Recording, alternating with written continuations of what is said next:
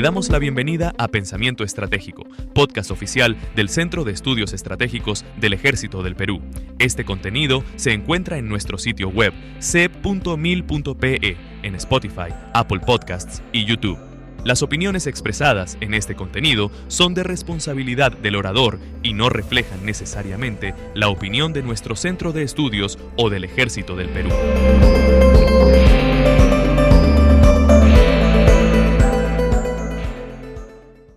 Buenos días, soy el coronel Juan Carlos Liendo O'Connor, exdirector nacional de inteligencia del Perú y colaborador hoy del Centro de Estudios Estratégicos del Ejército del Perú. Esta mañana voy a comentar con ustedes una aproximación a los efectos estratégicos del crimen transnacional organizado sobre el Perú. Para ello vamos a hacer tres enfoques. Primero, explicar la naturaleza del crimen transnacional organizado, cómo este crimen transnacional organizado opera en el Perú, como una segunda parte, y después una aproximación a la respuesta que debe dar el Estado frente a este fenómeno que tiene carácter transnacional. Sobre la naturaleza del crimen transnacional organizado. Para aproximarnos a ello, debemos comprender que este es un fenómeno nuevo, donde la actividad criminal, que es común a toda sociedad y está presente en todo momento de la historia, adquiere proporciones mucho más grandes que en otras épocas, una nueva dinámica y llega a desafiar a los gobiernos. Este es un fenómeno que se produce en toda la región, como efecto del debilitamiento estructural de los estados producido en un mundo unipolar después de la Guerra Fría. Para ello hay que recordar que tras la caída del muro de Berlín, tras el colapso de la Unión de Repúblicas Socialistas Soviéticas, el mundo unipolar se embarca en un proceso de globalización donde la democracia en el nivel político, respaldada por los derechos humanos, el libre mercado y la construcción de un mundo de ciudadanía global otorgan la prioridad en los asuntos internacionales y copan las agendas en los países de todo el mundo. Sobre Latinoamérica, esta realidad tiene un efecto muy claro y concreto: el debilitamiento de las estructuras del Estado, donde los gobiernos, los poderes fácticos que manejaron el poder hasta antes de la caída del muro de Berlín se debilitan, la jerarquía de la institucionalidad de autoridad del Estado se erosiona y los países se devuelven débiles. Al mismo tiempo, la proyección en un mundo global de una justicia garantista enfocada en los derechos y no en el cumplimiento de la ley ahonda el debilitamiento de los estados, dejando espacios vacíos a nuevas formas de poder que resurgen en los espacios que no son cubiertos del Estado. Estos espacios no cubiertos del Estado permiten el empoderamiento de bandas criminales que crecen rápidamente sobre la base de economías informales y sectores de la población no atendidas por los gobiernos. Así, en los casos de México o Colombia, tenemos países fragmentados, ¿no?, donde las bandas criminales adquieren otra proporción. Todo este fenómeno en diferente medida se proyecta sobre Hispanoamérica y sobre toda la región, ¿no?, donde ante la ausencia del Estado crecen las economías ilegales. Las economías ilegales crecen sobre la base de las estructuras del narcotráfico y el comercio de oro ilegal. Este narcotráfico y comercio de oro ilegal establece canales económicos y financieros para el lavado de dinero, ¿no?, y para su funcionamiento requieren de un Estado débil y de la cooptación del sistema político. En esta dimensión de dinámicas, el crimen, operando como multinacionales del crimen más allá de las fronteras, establece un modus operandi que se expande rápidamente por la región y que en términos concretos se orienta al financiamiento de campañas políticas y al copamiento de gobiernos locales, tipo distritos, tipo provincias, regiones, y posteriormente abordan hasta el Congreso y niveles claves del Ejecutivo. donde se debilitan leyes y las autoridades no toman las acciones concretas para frenar el crimen. Estas economías ilegales también abordan otros espacios, como el Poder Judicial, el Ministerio Público, las fuerzas de seguridad, la policía, las Fuerzas Armadas, y otros elementos de apoyo como estructuras de prensa, estructuras de abogados, contadores y empresarios, en toda una cadena que complementa la economía ilegal. El crimen organizado, entonces, se fortalece y va ocupando espacios que antes le correspondían al Estado. Los niveles más críticos de esto tienen una doble dimensión. Una, en países como México y Colombia. En México, por ejemplo, donde hay zonas administradas por bandas criminales, donde ya estas bandas en determinadas regiones asumen el control del sistema de justicia, la administración de la ciudad, y organizan el trabajo bajo la dinámica de su economía ilegal. En el caso de Colombia, estableciendo diferentes regiones inconexas del país, es un país fragmentado, dividido entre bandas criminales del narcotráfico y grupos armados llamados bandas criminales armadas, que desafían la autoridad del Estado. Por otro lado, esta economía ilegal también se empodera de países que no se integran al proceso de globalización económica y política. Casos como la economía cubana, Nicaragua, Venezuela o Bolivia se sostienen a partir de los flujos de una economía ilegal y de proyección política. En conclusión, el crimen transnacional organizado es un fenómeno de economías ilegales que empodera al nivel político las demandas de bandas transnacionales, sobre todo los países de la región. Sus efectos son perversos para el Estado porque debilitan la estructura política, condicionan la economía de los países, subordinan o la distorsionan sobre la base del funcionamiento de la economía ilegal. Y en términos sociales generan una situación de terror por la violencia del crimen y de descomposición, de erosión del tejido social, porque ya no hay respeto al principio de autoridad. Estos son los alcances estratégicos de la naturaleza del crimen transnacional organizado. ¿Cuáles son los efectos estratégicos de la presencia del crimen transnacional organizado en el Perú?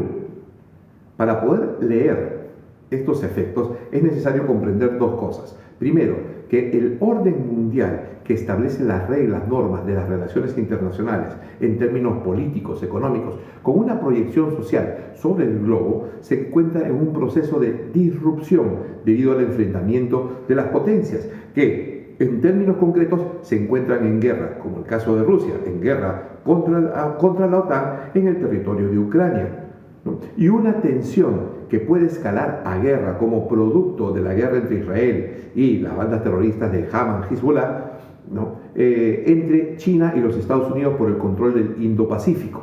Entonces, es un escenario internacional disruptivo, y esto tiene una conexión con el crimen transnacional, ¿no? La conexión de estos procesos de conflicto global es que en tiempos de guerra los actores enfrentados en guerra se sostienen en mucho con las economías ilegales.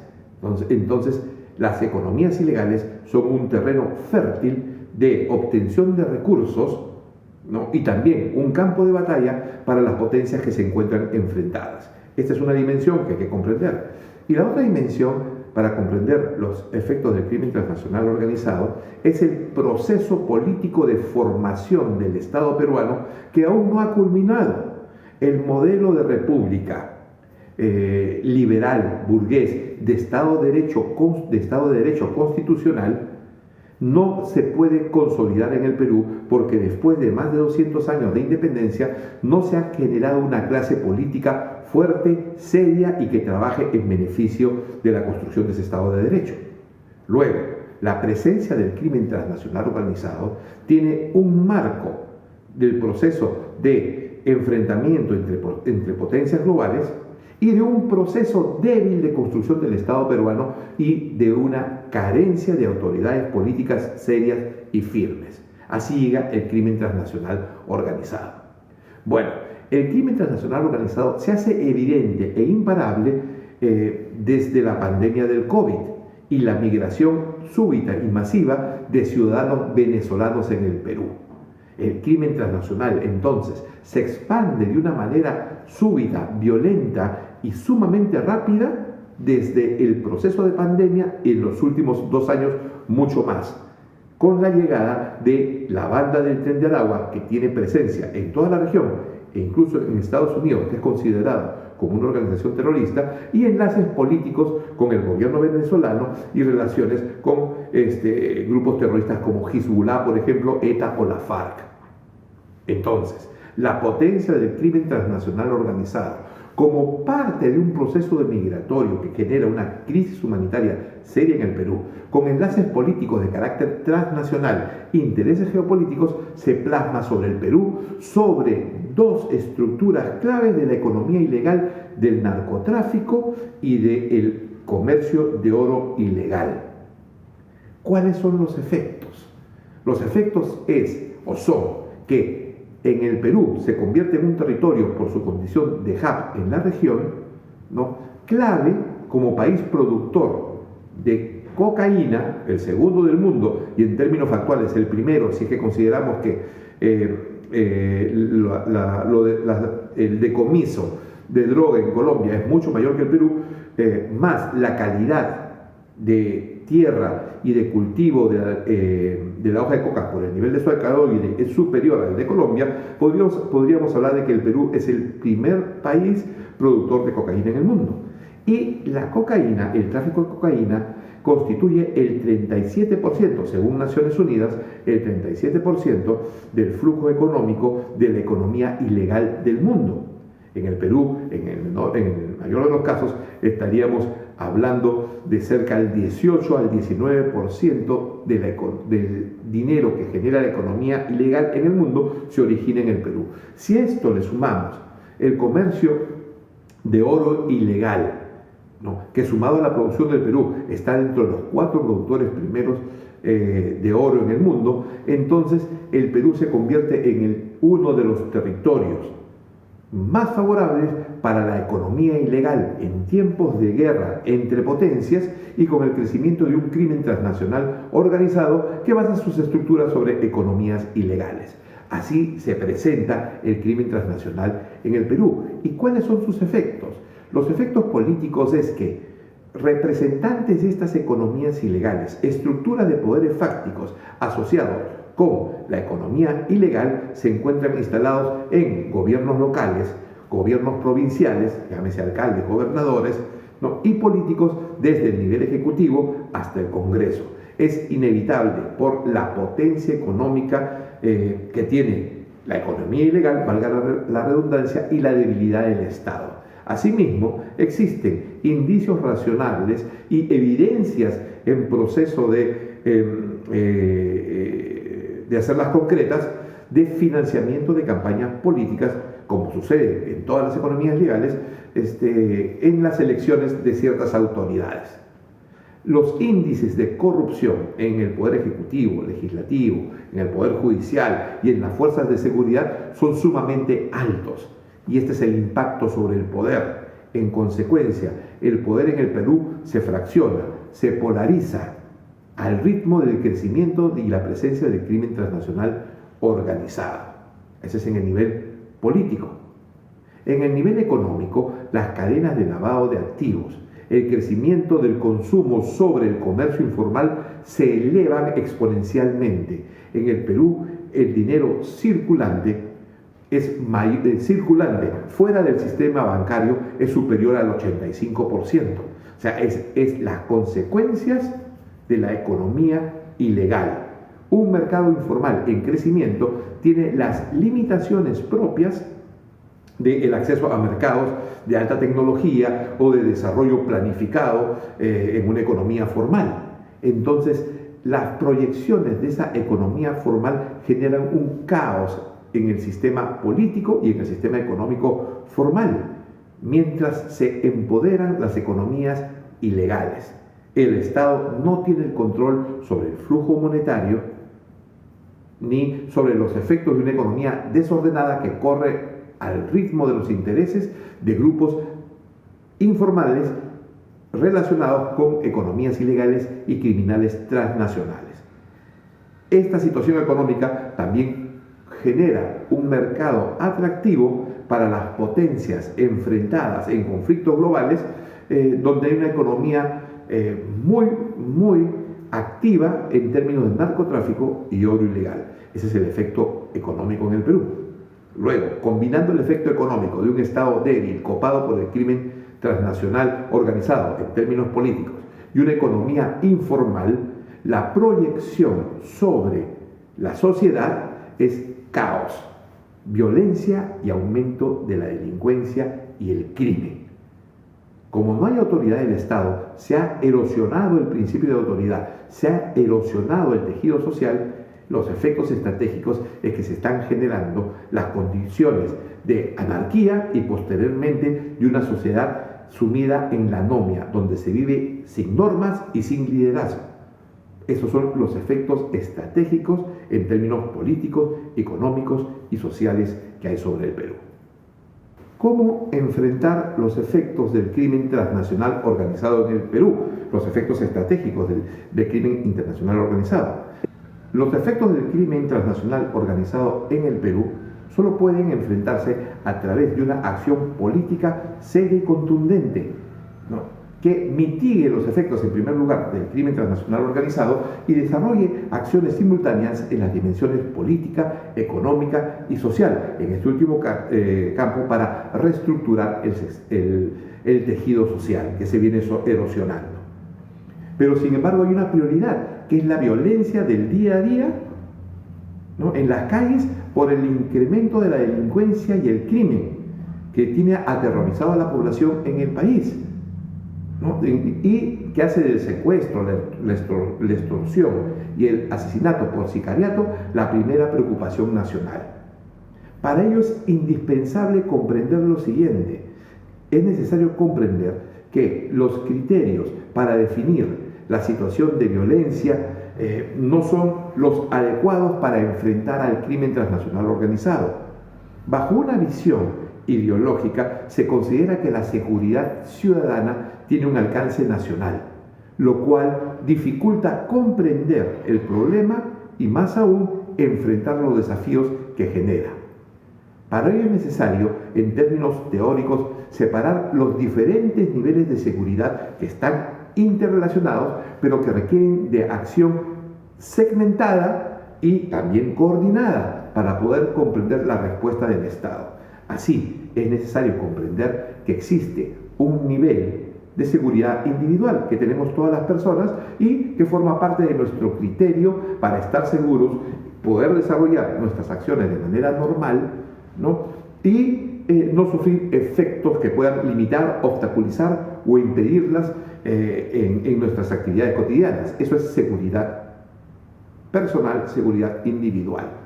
Luego hay una seguridad doméstica, cuya responsabilidad es de las familias, que es de la puerta de la casa al interior del domicilio. Eso es seguridad doméstica y la responsabilidad es de los miembros que la integran para evitar cualquier daño a las personas que viven dentro de ella. En el nivel superior de la seguridad tenemos la seguridad privada, que pertenece a la seguridad de las empresas. Está bajo los códigos civil y penal de responsabilidad de seguridad laboral en cada una de las empresas. Y esa seguridad es de la empresa, de la puerta de la empresa hacia adentro, controlada por la vigilancia privada, sujeto al Código Civil, Código Penal y regulaciones. En el nivel superior tenemos a la seguridad ciudadana, que es la seguridad del día a día, de la vida cotidiana, la seguridad de las calles, el tránsito, los semáforos, si hay un choque, si hay un incendio, si hay un robo, un delincuente, un pájaro frutero, el robo de un celular. Esta dimensión de la seguridad ciudadana es competencia de las municipalidades. Para el caso del Perú, deben ser solucionadas a nivel serenazgo y a nivel bomberos, más la asistencia médica de emergencia, en caso de algunas circunstancias que así lo exijan, todo bajo responsabilidad de la administración. En el nivel superior de la seguridad ya tenemos el orden público, que es la seguridad de las multitudes, el control de las barras en los estadios, conciertos de música, mítines políticos, manifestaciones de protesta. Es la seguridad que implica un conglomerado de personas, o también de crímenes graves como asesinatos, homicidios, que pueden ser resueltos por una policía local y por detectives del Estado. La finalidad del orden público es asegurar el cumplimiento de las leyes y el ejercicio de la justicia. En el nivel superior al orden público está el orden interno. El orden interno es el resguardo del modelo de Estado, el cumplimiento de la autoridad política, y se refleja en la seguridad de los recursos públicos esenciales, básicamente, ¿no?, que garanticen la vida normal de las personas en el ámbito estratégico. Cuando se afectan los servicios públicos esenciales, se limita la acción del Estado. Ejemplo, luz, agua, la libre circulación en carreteras. Entonces, esta es una dimensión de seguridad superior. Si tenemos terrorismo, violencia social sistemática, huelgas generalizadas a nivel nacional, agentes que quieran cambiar el estilo de gobierno, que quieran forzar un cambio de constitución y que minimicen el poder del Estado, entonces estamos hablando de orden interno. Cuando el orden interno no puede ser posible mantenerlo, entonces ya entramos a la dimensión de seguridad nacional. Quiere decir que el Estado no puede ejercer el principio de la autoridad con el cumplimiento del Código Civil, del Código Penal, y la policía ya ha sido rebasada. Cuando ese es el caso, entonces, y se encuentra el peligro, la supervivencia del Estado y el ejercicio del poder del país en un determinado lugar del territorio, entonces tenemos aquí que esto es un problema de seguridad nacional. Es necesario comprender estos 7 niveles, porque la respuesta del Estado tiene que ser simultánea y contundente en cada uno de los niveles que se ha descrito, ¿no?, donde la población, los agentes de la ley, del orden, la policía, las Fuerzas Armadas, los políticos, deben comprender cómo interactúa en esta dinámica. El problema en el Perú y en otros países es que se considera el tema seguridad ciudadana como la seguridad de un todo, incluyendo la seguridad personal, doméstica, privada, el orden público, el orden interno y el orden nacional. En conclusión, la respuesta estratégica del Estado debe ser en todos los niveles, de manera simultánea en los ámbitos político, económico y social, y en la respuesta del Estado debe incluir una acción simultánea y contundente en estos 7 niveles de seguridad descritos. Esto, señores, es una primera aproximación a los efectos estratégicos del crimen transnacional organizado en un país como el Perú. Será muy agradable y muy gustoso volver a compartir con ustedes nuevos puntos de vista, otros puntos de vista con referencia a los diferentes aspectos de seguridad estratégica que afectan al país. Muchas gracias.